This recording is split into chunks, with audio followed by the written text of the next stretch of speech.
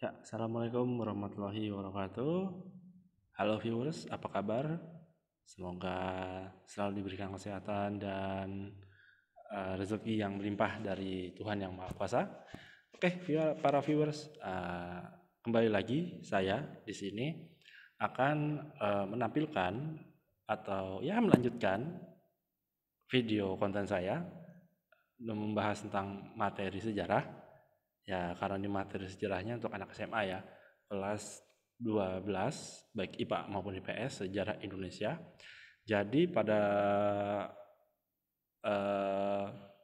video-video sebelumnya, saya kan waktu itu sudah membahas tentang era demokrasi parlementer atau liberal. Cuman sayang ya, mohon maaf ya, karena masih belajar, jadi saya belum bisa masukin ke dalam playlistnya. Dan insya Allah di bagian ini saya akan memberikan playlist materi tentang era demokrasi terpimpin. Oke, tanpa basa-basi para viewers, kita mulai aja bahasannya. Ini yang kemarin ya, upaya mengatasi masalah ekonomi, ini udah kita bahas sebelumnya dan kita lihat di sini. Oke, dengan latar belakang Hotel Indonesia, mungkin sedang CFD ya. Ya mungkin sebagian di antara para viewers ini merindukan saat-saat Car Free Day di Sudirman, Tamrin dan sekitarnya, terutama di Bundaran HI.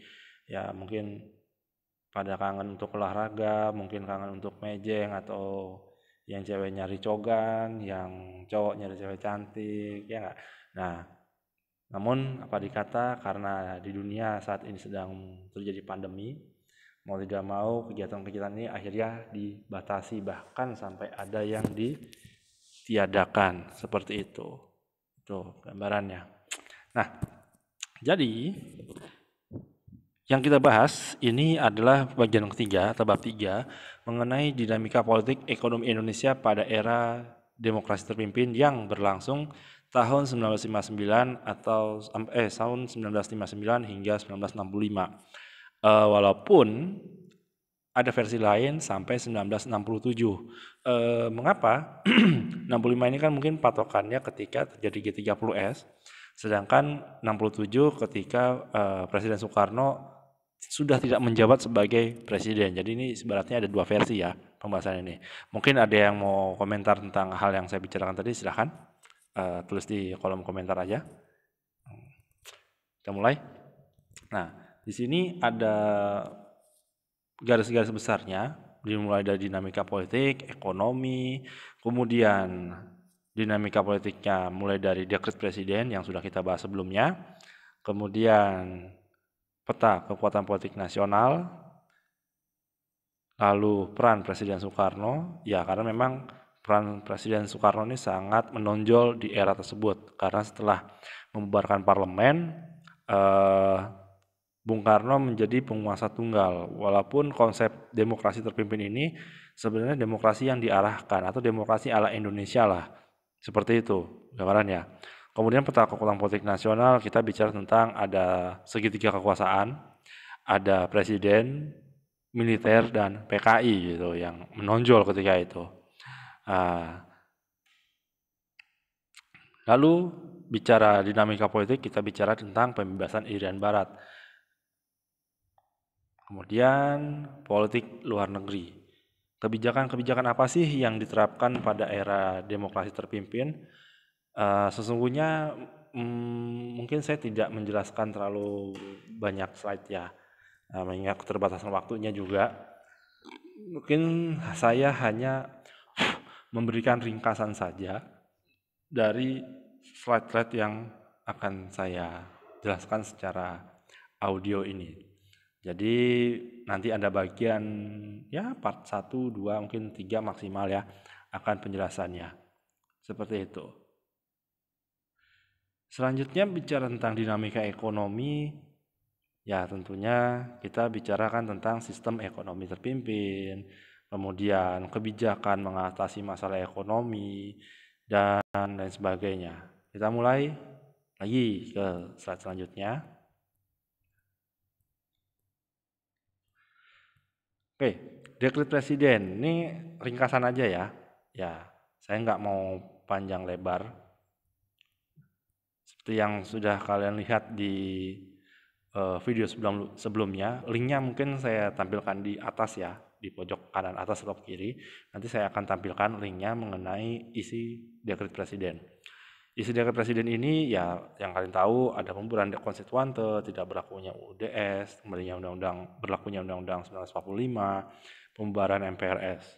Kemudian situasi politik setelah dekret tentunya kabinet Juanda digantikan oleh kabinet kerja. Jadi kabinet Juanda Kartawinija ini kinerjanya digantikan oleh kabinet kerja pada 10 Juli 1959. Kemudian Presiden Soekarno menetapkan pidatonya yang berjudul Penemuan Kembali Revolusi Kita. Wow, bahasanya keren ya. Ini manifesto politik. Ya, garis besar politik lah gambarannya. Ya. Selanjutnya,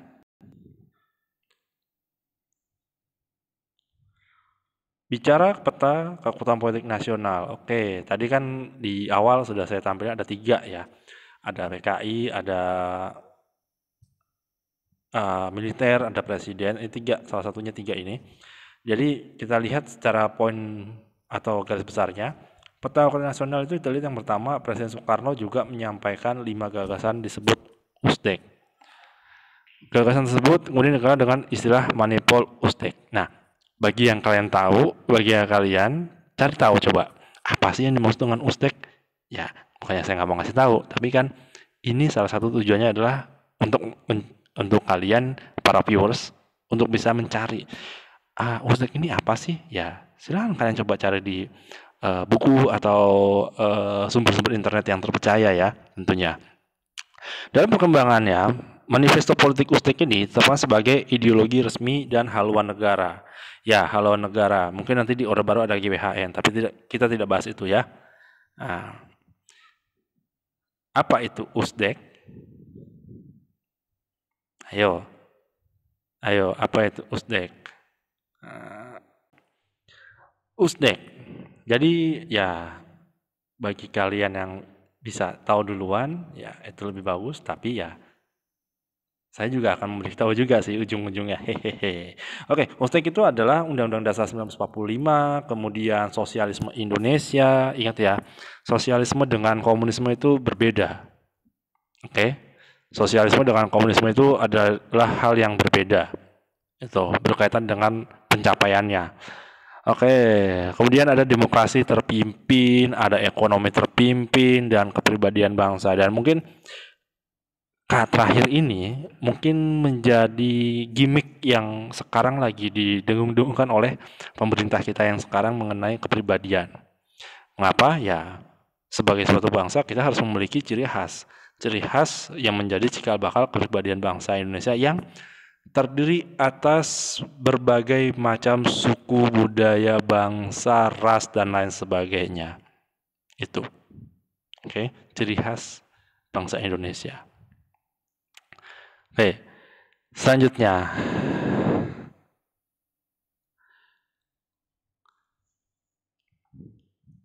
Peran Presiden Soekarno. Apa sih yang dimaksud dengan peran Presiden Soekarno di sini? Peran Presiden Soekarno itu dilihat pertama, Presiden Soekarno merupakan pusat kekuasaan pada masa era demokrasi terpimpin. Ya, itu sudah tidak bisa dibantah. Memperkenalkan ajaran revolusi, sosialisme Indonesia, dan pimpinan nasional atau Resopim. Jadi kalau bisa dikatakan pada era demokrasi terpimpin ini pengaruhnya itu tidak hanya mengacu pada politik dan ekonomi, tapi juga ke dalam sistem pendidikan kita di Indonesia ya para viewers. Salah satunya adalah sistem pendidikan kita ketika itu masih menitik beratkan pada konteks politik, sangat politik sekali, itu sangat politik sekali, berbau ideologis dan sebagainya. Itu gambarannya.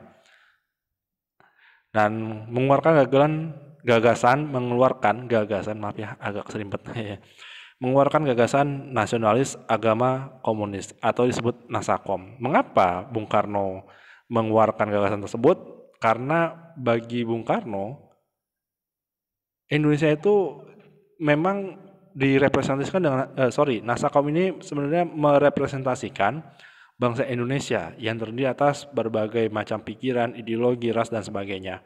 Cuman yang menarik adalah bagaimana mungkin antara agama dan komunis ini bisa disatukan. Kenapa? Ya mungkin sebagian dari kita tahu komunis itu menganut paham revolusi dalam arti menggunakan dalam perkembangannya itu mengabaikan agama. Makanya saya lupa ini pendapat Marx atau siapa ya yang katanya agama itu adalah candu, adalah racun bagi orang-orang komunis. Mungkin next time ya, atau kalian bisa cari tentang perkembangan ideologi komunis, bagaimana agama dianggap sebagai candu. Itu ada sejarahnya tentunya. Ingat, sejarah itu ada di mana-mana. Nah, ini yang menimbulkan kegaduhan. Ya, makanya di sini tahun-tahun era demokrasi terpimpin adalah tahun-tahun atau era di mana bangsa Indonesia itu mengalami titik panas dalam situasi politik. Itu. Oke. Selanjutnya, dalam menjalankan pemerintahannya mengalami penyimpangan. Penyimpangannya apa? Penyimpangan pembentukan MPRS, pembubaran DPR dan pembentukan DPR-GR. Jadi peran Soekarno ini sangat mutlak sehingga apa yang dia tidak sukai diubah dan apa yang dia kehendaki dibentuk. Ya wajar namanya seorang pemimpin sebagai founding father merasa beliau tahu apa yang baik untuk masyarakatnya. Salah satunya itu. Makanya ada yang bilang masa Bung Karno itu memang masa keemasan tapi juga masa keburaman juga. Namun kalau saya melihatnya secara pribadi para viewers, tidak ada pemimpin yang cacat. Tidak ada orang yang tanpa cacat. Cacat dalam arti apa? Punya lembaran hitam. Pemimpin-pemimpin dunia juga begitu. Tidak selamanya dia hitam, tidak selamanya pun dia putih. Jadi setiap manusia punya lembaran hidupnya yang berbeda. Itu gambarannya. Kemudian pembentukan Dewan Pertimbangan Agung Sementara (DPAS). Entah kenapa Bung Karno melakukan ini, tapi yang jelas cobalah kalian baca kembali buku dan cari referensinya melalui media-media yang ada, baik cetak maupun elektronik.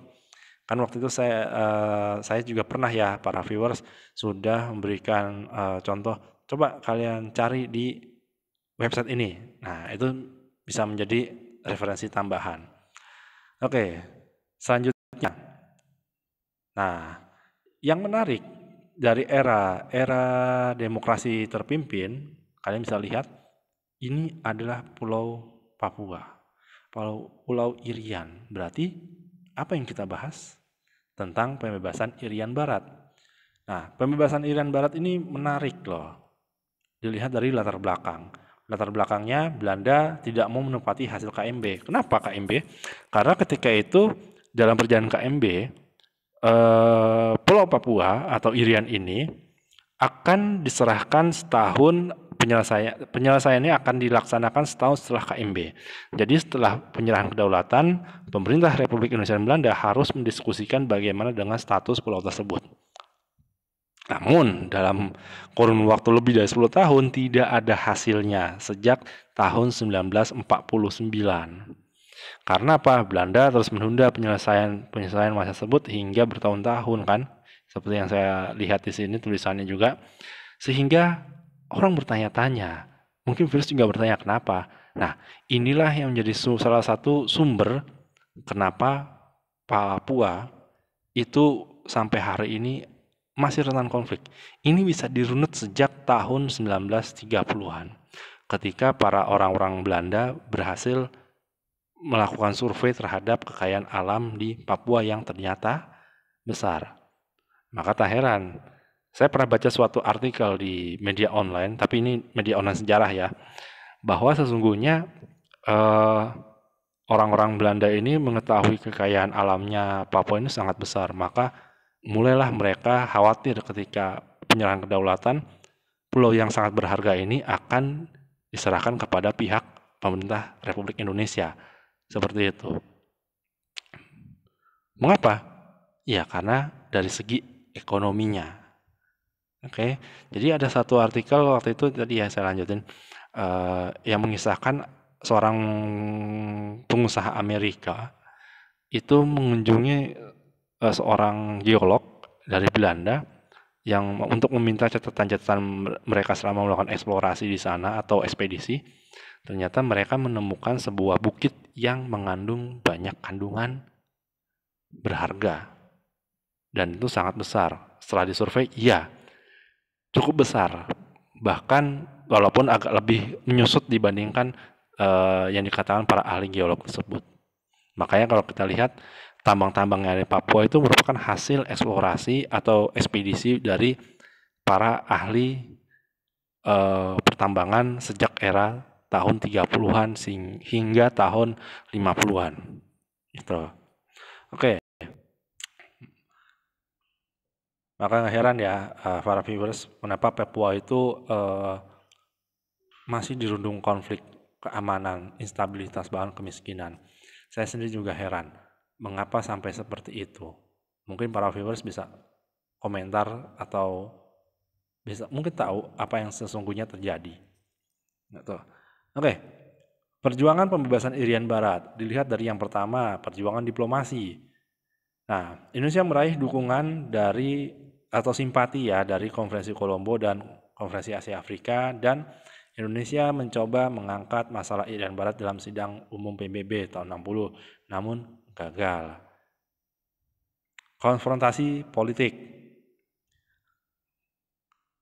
Indonesia tahun 1956 membatalkan hasil KMB dan tahun 60 memutuskan hubungan diplomatik dengan Belanda, termasuk apa? Termasuk dengan melakukan repatriasi dan nasionalisasi. Repatriasi adalah pemulangan orang-orang Belanda ke tanah air mereka, dan nasionalisasi tentang perusahaan-perusahaan milik Belanda khususnya. Dan juga maskapai-maskapai penerbangan atau perusahaan-perusahaan Belanda itu dilarang masuk ke Indonesia. Nah, selanjutnya ada konfrontasi ekonomi. Konfrontasi ekonomi karena memutuskan hubungan diplomatik, maka pemerintah Indonesia membatalkan hutang-hutangnya kepada Belanda yang sebesar 3,661 juta gulden. Mungkin saya lupa ini 3 juta ini 3 juta beneran atau 300 juta atau 3 miliar, tapi yang jelas sebesar itu. Dan kalau dikonversi mungkin angkanya sangat tinggi sekali. Menasionalisasi maskapai penerbangan, KLM, NHM. Nah ini contoh nih flyer KLM yang melakukan penerbangan nih 2 minggu twice weekly in 5 half days. 2 minggu ya, tiap 2 minggu gitu loh. Melakukan penerbangan dari Amsterdam, Belanda ke Batavia. Tapi nggak mungkin langsung nyampe karena kan dia harus transit dulu untuk isi bahan bakar dan sebagainya. Seperti itu. Oke, konfrontasi militer. Dikeluarkanlah Trikora, Trikomando Rakyat ya. Trikomando Rakyat yang tujuannya sebagai simbol pembebasan Irian Barat, di mana tahun 62 pemerintah Indonesia membentuk Komando Mandala Pembebasan Irian Barat. Pasukan TNI kemudian dikerahkan melalui operasi-operasi militer. Namun operasi militer ini masih sifatnya tertutup. Jadi ada tahap mobilisasi kemudian infiltrasi. Jadi tahapannya karena tentara Indonesia belum tahu medan tempurnya, maka harus dilakukan infiltrasi atau penyusupan ke wilayah pedalaman di Papua tersebut. Nah, karena melakukan infiltrasi, kita belum bisa melakukan perang terbuka terhadap Belanda. Jadi tujuannya adalah untuk mengganggu keamanan dan stabilitas di kawasan tersebut.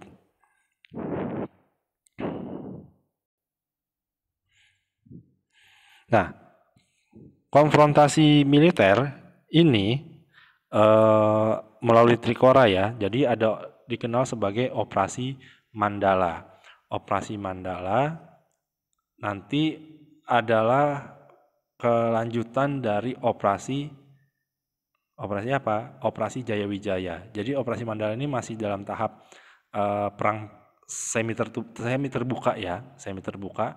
Nanti pemerintah Indonesia juga menyiapkan operasi skala besar untuk mengambil alih Papua yang dinamakan Operasi Jayawijaya. Oke, selanjutnya integrasi Irian Barat. Ini saya ulangi ya para viewers, ini hanyalah poin-poinnya saja yang saya tampilkan. Lebih detailnya ya kalian coba cari referensi atau baca buku atau baca artikel-artikel sejarah berkaitan tentang era demokrasi terpimpin dan pembebasan Irian Barat. Oke, masalah Irian Barat akhirnya menarik perhatian PBB. Pada 1962 PBB mengajak pihak Indonesia dan Belanda berunding di Amerika Serikat atau New York. Dalam perundingan New York tersebut, Belanda setuju untuk menyerahkan Irian Barat kepada PBB melalui UNTEA atau United Nations Temporary Executive Authority pada 1 Oktober 1962. Maksudnya apa? Pemerintahan sementara ini maksudnya adalah untuk sebagai transisi. Jadi orang-orang Belanda atau tentara Belanda itu militernya udah mulai mulai pergi ya viewers dari apa? Dari Papua. Seperti itu. Oke. Pada 1 Mei 1963, UNTEA menyerahkan Irian Barat kepada pemerintah Republik Indonesia. Kemudian pemerintah Indonesia wajib menyelenggarakan penentuan pendapat rakyat atau PPRA. Mungkin istilahnya ini seperti referendum ya atau pemilihan apakah mau bergabung atau tidak. Salah satunya itu. Kemudian PPRA ini dilaksanakan pada 14 Juli sampai 4 Agustus 1969.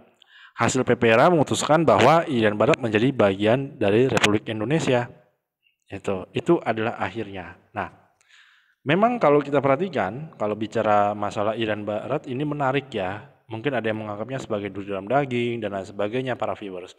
Namun yang jelas ketika Indonesia mengambil atau istilahnya mendapatkan Irian Barat ini memang tidak jauh dari kepentingan saat itu yang lebih besar. Salah satunya Perang Dingin. Mengapa? Karena disinilah Amerika Serikat memiliki peran yang sangat besar.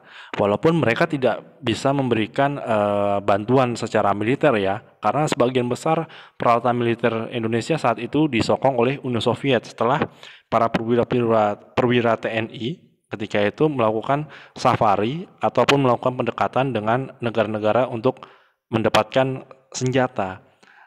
Awalnya Jenderal Nasution sebagai panglima tertinggi TNI itu meminta kepada Amerika Serikat. Cuman Amerika Serikat enggan memberikan bantuan secara militer. Kenapa? Karena ya yang dihadapi adalah sekutunya di Eropa. Dalam hal ini kan Belanda masuk ke dalam NATO. Salah satunya itu. Dan akhirnya Jenderal Nasution berpalinglah kemana? Ke Moskow atau Uni Soviet. Dan di sana, wow, kita banyak diberikan senjata. Yang jelas nggak gratis, bayar coy, nggak ada yang gratis. Kencing aja bayar. Nah, termasuk pinjaman kredit untuk pembelian peralatan-peralatan tempur. Maka tak heran ketika pada era demokrasi terpimpin, Indonesia memiliki kekuatan militer yang sangat ditakuti di bagian selatan, bumi bagian selatan. Karena ketika itu kita punya pesawat tempur yang canggih, kemudian pesawat pengebom jarak jauh, kemudian kapal selam, hingga kapal kelas penjelajah yang ketika itu tidak ada yang punya di wilayah Asia Tenggara. Dan itu yang membuat Amerika Serikat juga khawatir. Dan akhirnya apa? Pemerintah Amerika Serikat memujuk Soekarno, dalam hal ini adalah Presiden John Fitzgerald Kennedy atau JFK yang dikenal saat itu, yang merupakan the most popular president in US in 60. Masih muda, pintar, mantan veteran perang, dan akrab dengan Bung Karno. Ini gambarannya kedekatan personal antara Presiden Kennedy dengan Presiden Soekarno. Maka setelah melalui perdebatan alot ketika Bung Karno mengunjungi Amerika Serikat, Memang ada perdebatan-perdebatan dengan Kennedy, tapi akhirnya Kennedy paham dan akhirnya tujuannya satu yang ingin dicapai, agar Bung Karno tidak ke arah komunis. Itu yang diharapkan oleh Amerika Serikat, dalam hal ini Kennedy. Seperti itu. Makanya eh, Amerika Serikat memberikan bantuan sokongan politik. Jadi ada istilahnya bermain di belakang layar. Dan juga Amerika Serikat memberikan bantuan secara finansial, bantuan ekonomi, pembangunan ekonomi. Salah satunya itu. Terlebih lagi Amerika juga punya kepentingan secara terselubung. Salah satunya adalah ya tidak jauh dari pertambangan, migas, dan lain sebagainya. Itu adalah salah satu contoh gambarannya. Makanya kenapa sampai hari ini Papua kondisinya masih seperti itu, ya kembali lagi ini efek dari ya stigma yang jelek, kemudian kita kurang paham dengan orang di sana, kemudian apa namanya, pemerintah juga mungkin tidak terlalu menyokong lebih, seperti itu. Makanya konflik di Papua itu masih terjadi sampai hari ini, walaupun saya yakin ada solusinya. Jadi saya teringat dengan suatu buku yang dikeluarkan oleh Lembaga Ilmu Pengetahuan Indonesia tentang konflik-konflik di Papua dan penyelesaiannya. Itu ada, tapi entah kenapa mungkin pemerintah tidak mau membaca, mungkin malas membacanya ya kali ya, para viewers. Tapi yang jelas ya kita doakan saja semoga dengan berakhirnya konflik Papua dan Papua bisa damai. Tentunya saya secara pribadi sangat senang. Kenapa? Ya tentunya kedamaian itu indah. Damai itu indah gitu loh. Konflik melulu itu males gitu loh. Itu gambarannya. Jadi bicara Papua memang banyak hal-hal menarik yang bisa kita telusuri dan pelajari para viewers. Namun yang jelas, kembali lagi, sejarah itu ada di mana-mana. Dan bagi para viewers yang nonton ini, khususnya paling tidak murid-murid saya, ini adalah sejarah yang menarik. Jadi cobalah kalian sebagai viewers lebih banyak membaca buku-buku atau artikel-artikel tentang era demokrasi liberal. Terpimpin ya. Nah, jadi mungkin ini saja, kita akhiri saja dulu. Ini adalah bagian pertama dari penjelasan saya tentang era demokrasi terpimpin sampai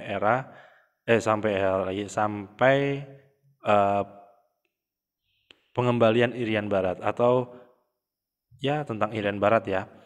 Mohon maaf apabila ada kekurangan dari penjelasan saya, tutur bahasa ataupun materi yang saya tampilkan. Silahkan kalian bisa isi di kolom komentar. Mungkin ada pertanyaan dan sebagainya, silahkan kalian isi komentar. Tapi jangan lupa untuk like dan subscribe video ini, karena akan saya tampilkan di channel saya. Nantikan terus channel saya, mungkin akan ada video-video menarik lainnya yang kita bahas. Tidak hanya sejarah, jadi channel saya ini tidak hanya bahas sejarah saja, tapi ada deh pokoknya seperti itu. Oke, baiklah. Terima kasih. Sampai bertemu kembali. Wassalamualaikum warahmatullahi wabarakatuh dan bye-bye.